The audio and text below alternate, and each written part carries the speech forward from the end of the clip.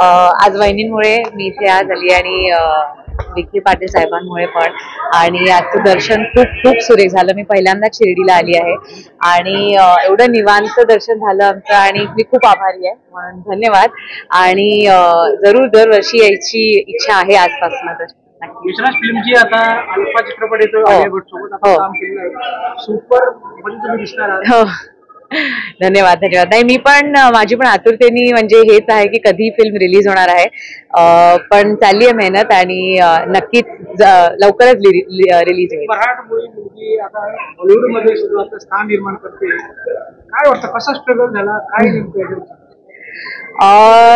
Struggle तर सगळ्यांचाच असतो, भरपूर वर्ष लागतात पिक्चर मिळायला, पण आता ते मिळालेले आहेत. तर आपल्या सगळ्यांचा सपोर्ट मिळावा आणि त्याच्यानेच पुढे जाईन.